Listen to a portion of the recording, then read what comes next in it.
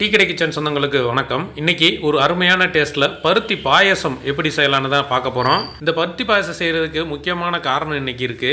நிறைய பேருக்கு பருத்தி பாயசம் செய்யும் போது கண்டிப்பா தெரிஞ்சு போயிருக்கும். நிறைய பேர் அனுபவப்பட்டிருப்பீங்க. அதுக்கு என்ன காரணம் அப்படிங்கறத இந்த வீடியோல தெளிவா சொல்லியிருக்கிறோம். ரெண்டு மிஸ்டேக் தான். அதை மட்டும் நீங்க சரியா பண்ணிட்டீங்க அப்படின்னா உங்களுக்கு பருத்தி பால் தெரியவே தெரியாது. சூப்பரா இருக்கும். வணக்கம். நீங்கள் நம்ம டீ கடைக்கு என்ன பார்க்க போகிறோம்னா பருத்தி பால் பார்த்துருப்போம், பால் பாயாசம் பார்த்துருப்போம். ஆனால் இன்றைக்கி நம்ம பருத்தி பாயாசம் பார்க்க போகிறோம். அதுக்கு நம்ம இன்றைக்கி பருத்தி விதை எடுத்திருக்கோம். பருத்தி விதை பார்த்தீங்கன்னா 100 கிராம் எடுத்திருக்கோம். இது வந்து பருத்தி விதை கடையில் இருக்கும், உரக்கடையில் இருக்கும், அந்த மாதிரி கடைகளில் தான் கிடைக்கும். இப்போ இதை நம்ம தண்ணி ஊற்றி 2-3 தடவை நம்ம அலசணும். தண்ணி ஊற்றிட்டு இதில் கொஞ்சம் மண் அந்த மாதிரி எல்லாம் இருக்கும். தண்ணி ஊற்றி 2-3 தடவை நல்லா அலசிடணும். அதாவது ஊற வைக்கிறதுக்கு முன்னாடியே நம்ம இதை அலசிடணும். அதில் இந்த மாதிரி 1-2 பொக்குக்கு இருந்துச்சுன்னா அப்படியே நல்லா மிதந்து வந்துடும். அதெல்லாம் நம்ம கழிச்சிட்டு ஒரு 3 தடவை மட்டும் நல்லா அலசிட்டு இந்த பவுலில் வச்சிடலாம். இதில் இந்த பவுலில் 1/2 லிட்டர் தண்ணி சேர்த்து ஊற வைக்கணும். ஊற வைக்கிற டைம் பார்த்தீங்கன்னா 8 மணி நேரம் குறையாமல் ஊறணும். ஏன்னா இந்த விதை வந்து நல்லா ஹார்டாக இருக்கும். 8 மணி நேரம் நல்லா ஊறுச்சுன்னா தான் நமக்கு நல்லா பால் எடுக்கிறதுக்கு நல்லாயிருக்கும். அதனால் நல்லா 8 மணி நேரம் ஊறட்டும், ஊறி வரட்டும். பருத்தி விதையை நம்ம வந்து காலையில் 6 மணிக்கு ஊற போட்டோம். நல்லா ஊறிடுச்சு பார்த்தீங்கன்னா இப்போ சாயந்தரம் 4 மணி ஆயிடுச்சு. நல்லா அந்த மாதிரி நல்லா ஊறி வந்துருச்சு. நல்லா இந்த மாதிரி நல்லா ஊறி வந்துடணும். அந்த மாதிரி லேசாக அந்த பஞ்சு இருக்க தான் செய்யும். நம்ம வந்து இப்போ அதை அரைக்க தான் போகிறோம். அதனால் பால் மட்டும் தான் நமக்கு தேவை. அதனால் நீங்கள் அதை பற்றியெல்லாம் ஒன்றும் டிஸ்டர்ப் ஆகிட வேண்டாம். இப்போ நம்ம இதில் இருந்து தண்ணியை இல்லாமல் கொஞ்சமாக அப்படி அள்ளி எடுத்துக்கோங்க. அள்ளி எடுத்துகிட்டு பெரிய மிக்ஸி ஜாரில் சேர்த்துருங்க. இப்போ நம்ம எல்லா பருத்தி விதையும் ஒரே ரவுண்டில் சேர்த்துட்டோம்.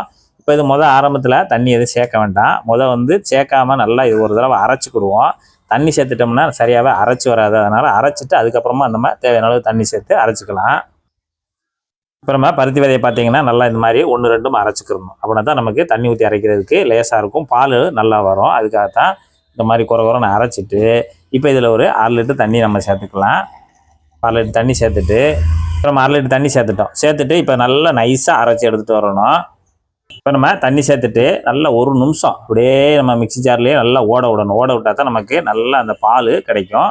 இப்போ நம்ம அரைச்சி வந்த பாலை இந்த மாதிரி ஒரு பெரிய பாத்திரத்தில் நல்லா ஜல்லடையில் வந்து நம்ம வடிகட்ட போகிறோம். இப்போ ஜல்லடையிலேருந்து இது போல் நல்லா பிழிஞ்சு விடுங்க. பிழிஞ்சு விட்டிங்கன்னா நமக்கு நல்லா பால் லைட்டான ஒரு பச்சை கலரில் பால் வரும். இந்த மாதிரி தான் இருக்கும். இது நல்லா கைட்டையும் பிழிஞ்சு விடுங்க. இப்போ இது அப்படியே தனியாக வச்சுருங்க. இப்போ பருத்தி பால் நம்ம ஒரு தடவை தான் எடுத்துருக்குறோம். இப்போ இந்த மீதி இருக்கிற சக்கையை திரும்ப தண்ணி ஊற்றி ஒரு 3 ரவுண்டு அரைச்சி எடுத்தோம் அப்படின்னா பால் நமக்கு நல்லா கிடைக்கும். கிட்டத்தட்ட ஒரு 2 லிட்டர் அளவுக்கு எடுத்துக்கலாம். இந்த பருத்தி பால் எடுக்கிறது ரொம்ப பெரிய விஷயமெல்லாம் இல்லை. நார்மலாக நம்ம தேங்காய் பால் எடுப்போம்ல, அதே மெத்தட் தான். 2-3 தடவை தண்ணி ஊற்றி அரைச்சி அப்படியே பிழிஞ்சு எடுத்துக்கலாம்.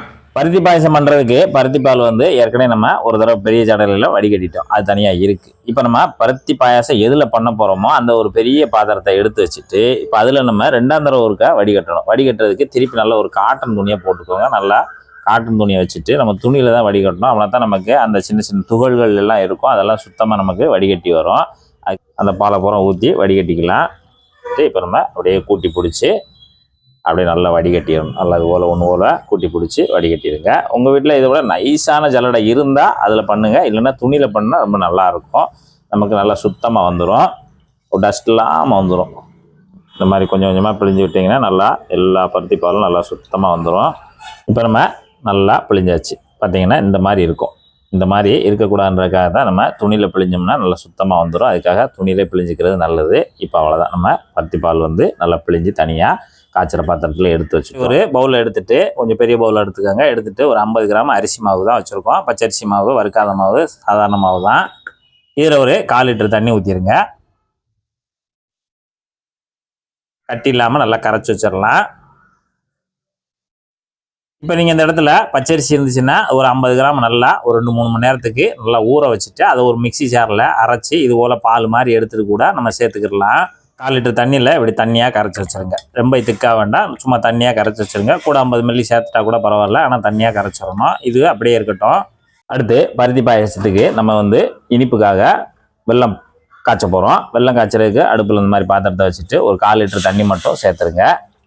நம்ம இந்த பருத்தி பாயசத்துக்கு வெல்லம் வந்து 1/2 கிலோ எடுத்துருக்கோம். நம்ம எடுத்துருக்கக்கூடிய அந்த பருத்தி பாலோட அளவுக்கு தக்கன நம்ம இனிப்பு சேர்க்கணும். இது வந்து 1/2 கிலோ எடுத்துருக்கோம். 1/2 கிலோன்றது நமக்கு நல்லா தித்திப்பாக நல்லா சூப்பராக இருக்கும்.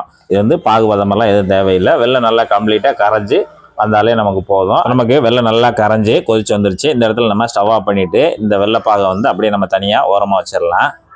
அடுத்து ஒரு பேனை அடுப்பில் வச்சுட்டு அடுப்பு பற்ற வச்சாச்சு. இப்போ பேன் சூடாகிட்டு இருக்கு. இதில் நம்ம ஒரே ஒரு டீஸ்பூன் மட்டும் நெய் சேர்த்துக்கோங்க. நெய் நல்லா உருகி வரட்டும். இப்போ நம்ம அடுப்பை மீடியமாக வச்சுக்கிட்டு இங்கே 100 கிராம் சேமியா எடுத்து வச்சுருக்கோம். இது வந்து ஏற்கனவே மிஷின் ரோஸ்டடு. இப்போ அது போக நம்ம நல்லா ப்ரௌனாக ரோஸ்ட் பண்ணிக்கிறோம். இப்போ நான் வந்து பொடி சேமியா தான் எடுத்திருக்கேன். நீங்கள் இந்த சேவரட்டு அந்த மாதிரி கொஞ்சம் பெரிய சேமியாவாக இருந்தாலும் அதை கூட நீங்கள் எடுத்துக்கலாம். அதையும் நீங்கள் ஒரு தடவை இது போல் நெய் சேர்த்து நல்லா ப்ரௌனாக ரோஸ்ட் பண்ணி எடுத்துக்கோங்க. சேமியா பார்த்தீங்கன்னா நல்லா ஒரு 2-3 நிமிஷத்துலேயே நமக்கு நல்லா ப்ரௌனாக வந்துருச்சு. இந்த அளவுக்கு நல்லா ரோஸ்ட் ஆன உடனே நம்ம ஸ்டவ் ஆஃப் பண்ணிவிட்டு இதையும் அப்படியே நம்ம தனியாக வச்சிடலாம். இப்போ நம்ம பருத்திப்பால் இந்த சட்டியில் எடுத்து வச்சுருக்கோம்ல, அதை அப்படியே கொண்டு வந்து அடுப்பில் வச்சு பற்ற வச்சாச்சு. இப்போ நம்ம பருத்திப்பால் சூடாகிட்டு இருக்கு. நல்லா சூடாகி வரட்டும். அடுப்பை வந்து மீடியத்தில் வச்சுக்கோங்க. மீடியத்தில் வச்சே நமக்கு அந்த பருத்திப்பால் நல்லா சூடாகி வரட்டும். அடியில் எதுவும் பிடிக்காத அளவுக்கு நீங்கள் அப்பப்போ கலந்து விட்டுக்கிட்டே இருங்க. இப்போ பருத்திப்பாலை வந்து நம்ம அடுப்பில் வச்சு 5 நிமிஷம் நமக்கு நல்லா சூடாயிடுச்சு. நம்ம ஏற்கனவே அரிசி மாவு வந்து கலந்து வச்சுருக்கோம்ல, அந்த தண்ணி அரிசி மாவு கலந்த தண்ணியை அப்படியே கிண்டிக்கிட்டே ஊற்றணும். அப்படியே ஊற்றிக்கிட்டே கிண்டிக்கிட்டே ஊற்றணும். அவ்வளோதான் நமக்கு அது கெட்டிப்படாமல் வரும். அதனால் ஊற்றிக்கிட்டே கிண்டிடுங்க, விடாமல் கிண்டி கொடுங்க. நல்லா இந்த அளவு கிண்டி கொடுத்துருங்க. கிண்டி கொடுத்த பிறகு இங்கே நம்ம சேமியாவை நல்லா வறுத்து வச்சுருக்கோம்ல, ப்ரௌனாக வறுத்து வச்சுருக்கோம். இந்த சேமியாவையும் நம்ம உள்ளே சேர்த்துடலாம். நம்ம இன்னைக்கு பருத்தி பாயசத்துக்கு இந்த சேமியா மட்டும்தான் சேர்க்குறோம். சேமியா சேர்த்து நம்ம இந்த பருத்தி பாயசம் பண்ணும்போது சூப்பராக இருக்கும். சேமியா சேர்த்துட்டு நல்லா கலந்துக்கிடுங்க. நீங்கள் ஜவ்வரிசி சேர்க்கணும்னு நினச்சிங்கன்னா ஒரு 50 கிராம் ஜவ்வரிசி எடுத்து நல்லா ஊற வச்சுட்டு இந்த இடத்துல நீங்கள் சேர்த்துக்கலாம். இப்போ நம்ம அரிசி மாவு பாலும் சேமியாவும் சேர்த்து ஒரு 3 நிமிஷம் மட்டும் நல்லா வெந்து வரட்டும். நல்லா கலந்து விடுங்க. அப்பப்போ அரிசி மாவு நமக்கு சேமியா சேர்த்து நல்லா கிண்டி கொடுத்துட்டே இருந்து ஒரு 3 நிமிஷம் கழித்து பார்த்தீங்கன்னா நல்லா இந்த அளவுக்கு திக்காக வரும். சேமியாவும் நமக்கு நல்லா வெந்து வந்துடும். நமக்கு ஏற்கனவே பாகு காய்ச்சி வச்சுருக்கோம்ல, அந்த பாகை வந்து நம்ம சல்லடையில் வடிகட்டி இதில் சேர்த்துக்கலாம். பாகு நம்ம எல்லாம் வடிகட்டி சேர்த்தாச்சு. நல்லா கலந்து கொடுங்க.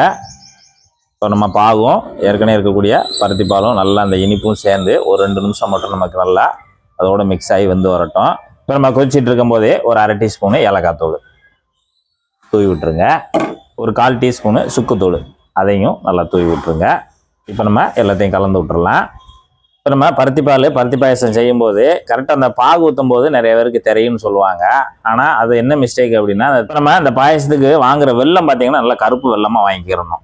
இந்த மஞ்சளாக ரொம்ப பிரைட்டாக இருக்கும், அதுலலாம் கொஞ்சம் உப்புத்தன்மை ஜாஸ்தியாக இருக்கும். அதனால் அந்த இடத்துல நம்ம தெரியறதுக்கு வாய்ப்பு இருக்குது. அதனால் வாங்கும்போது நம்ம நல்லா கருப்பு வெல்லமாக நல்ல வெல்லமாக வாங்கிக்கலாம். ஒன்று.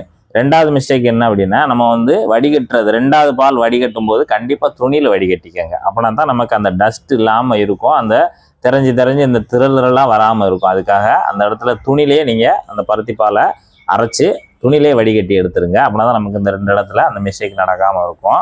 சுக்குப்பொடி ஏலக்காய் சேர்த்து ஒரு 2 நிமிஷம் ஆச்சு. 2 நிமிஷம் கழித்து நம்ம அப்படியேவும் ஸ்டவ் ஆஃப் பண்ணிடலாம். நமக்கு ஒரு சூப்பரான பருத்தி பாயாசம் அருமையாக தயாராகிருச்சு. சூப்பராக தயாராகிருக்கு. இது குடிச்சு பார்ப்போம். ஆஹா, அப்படியே சுட அப்படியே கொஞ்சம் கொஞ்சமாக உறிஞ்சு குடிக்கிறதுக்கு எப்படி இருக்குது தெரியுமா? இப்போ நம்ம பருத்தி பாயசம் செய்யும்போது நம்ம ஏரியாவில் கொஞ்சம் வெயில் அடிக்கும். ஆனால் அடுத்த வாரம் கண்டிப்பாக மழை பெய்யும். அந்த மழை பெய்யும் போது நீங்கள் கண்டிப்பாக இது போல் பருத்தி பாயசத்தை செஞ்சு குடிங்க. அருமையாக இருக்கும். மிஸ் பண்ணிடாதீங்க. இதே மெத்தடில் நீங்களும் ஒரு பருத்தி பாயசம் செய்யுங்க. கண்டிப்பாக நல்லா வரும். செய்து பார்த்துட்டு குடிச்சு பார்த்துட்டு எப்படி வந்ததுன்றதை மறக்காமல் கமெண்ட்டில் சொல்லுங்கள். நன்றி, வணக்கம்.